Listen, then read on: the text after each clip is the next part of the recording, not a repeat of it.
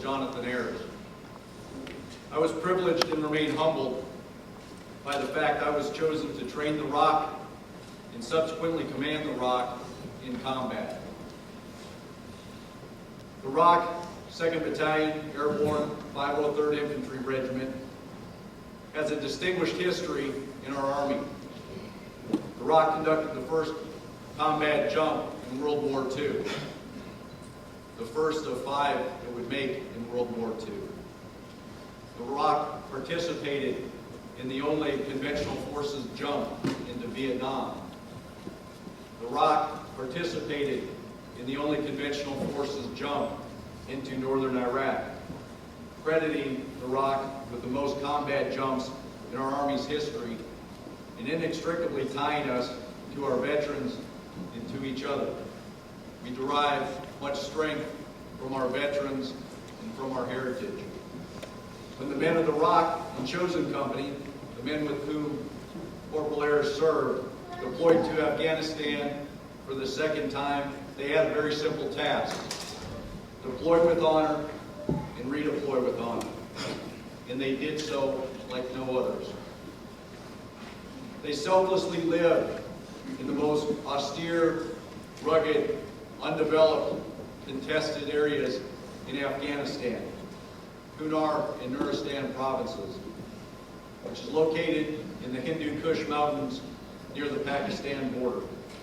It's truly indescribable terrain. We showed some photos of that terrain earlier. And they did this for 15 months.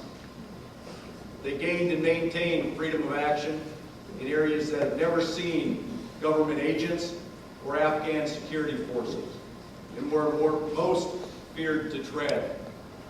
They brought development to corners of a society that had never received anything from a central government and historically subjugated themselves to the warlord who did them the least harm. They routinely saw their brothers hurt and killed, but fearlessly and consistently moved forward as they helped better the lot for nearly 1 million Afghan citizens. These honorable men never lost faith in each other or their mission. The paratroopers of the Rock lived, believed, and exampled the quotes we adopted as our own. If it's possible, it's been done. If it's impossible, we'll do it. And the second quote, what we do in life echoes in eternity. The men at Chosen did the impossible, and their endeavors will echo in eternity. Chosen Company has 2 paratroopers nominated for the Medal of Honor, 1 Distinguished Service Cross awardee, 1 Pendee. It's our nation's 2nd highest honor. This company, to include Corporal Ayers, earned 14 Silver Stars and 33 Bronze Stars for valor. The company also earned 67 Purple Hearts, of which 16 had to be presented to the families. Last night, 60 to 70 former Rock paratroopers gathered at Fort Benning in preparation for this event. We did not mourn those that gave their lives for our great nation. We truly celebrated those that lived their lives for our great nation, and consequently made us all better men and our nation more secure. Today is a ceremony to recognize and honor one of our great paratroopers, one of the chosen few, who truly lived for his country and lived for others. Corporal Jonathan Ayers, the old man. None can tell the story about Corporal Ayers in the Battle of Wanat better than his former company commander. A commander who knew his men and was on the ground in the Battle of Wanat with approximately 7 others in the front row of this room. I'm proud to introduce Captain Matt Meyer, the former company commander of Chosen Company, 2nd Battalion, 503rd Infantry of the Rock. I'm going to show a couple of photos here of Corporal Ayers and recount the battle very briefly, and really just to put into perspective what he has gone through or what he went through and how that really highlights him and just how uncommon his valor was. And there's plenty of soldiers from Chosen Company here today that were there that day as well. And it would be great for you guys to talk to them afterwards. We'll be down here in the front, and we just want to honor Corporal Ayers and also Corporal Matthew Phillips and his family that are here as well. I just put these photos on here that were taken back in October before he was killed during an operation, and really just to highlight how committed Corporal Ayers was to his duty. He was a machine gunner in Chosen Company for the entire time that he was there. It was a very difficult job that comes with a lot of responsibility for a young soldier. He controls a lot of firepower, and he was very committed to that job, and he loved it. Shown here with his as an AG, setting up some ammo, and just giving you some respect for the terrain in Afghanistan and the difficulty of the job that we did there. Okay, this is a picture of the battlefield of Wanat that was taken several months earlier. It was a position that we've been looking to establish there for a long time. Did a lot of reconnaissance in order to do that. And you can see right here that this is the perimeter where we were setting up, and this is the OP position that Corporal Ayers was at with several other chosen soldiers that day. This is a picture a little bit farther to the left, and these red icons depict where a majority of the enemy was coming from and just what Corporal Ayers and the rest of those men were up against. The enemy got in very close range from elevated positions on all sides, and in the 4-hour firefight that ensued, Corporal Ayers was an essential part to the defense of this perimeter.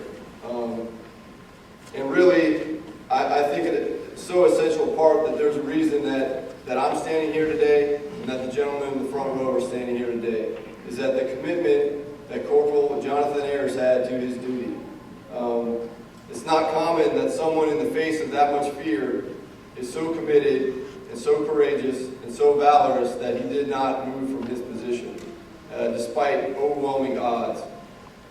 There were several enemy killed that were found very close to his position that definitely were from his hand behind that machine gun.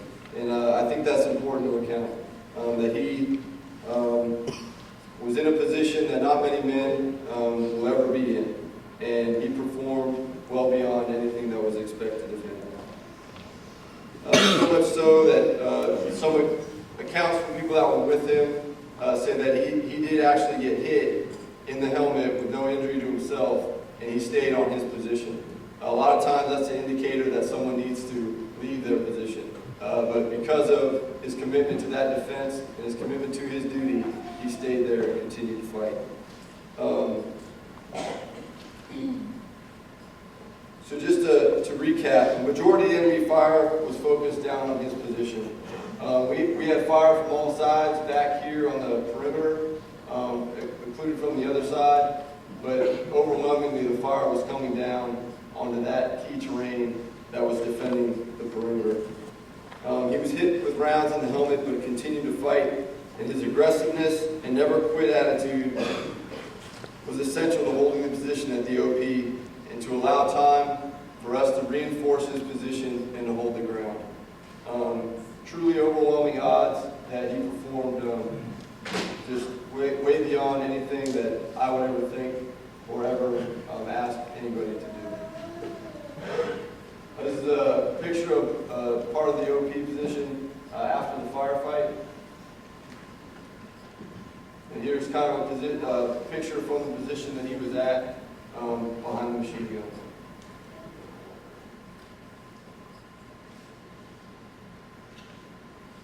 Authorized by Act of Congress 9 July 1918, has awarded the Silver Star to Corporal Jonathan R.